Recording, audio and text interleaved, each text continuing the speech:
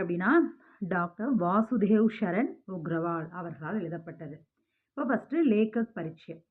माता भूमि पुत्रों पृथ्वी नामक लेख श्री वासुदेव शरण उग्रवाल का लेख है. இது வாசுதேவ் சரண் உக்ரவால் அவர்களினுடையது.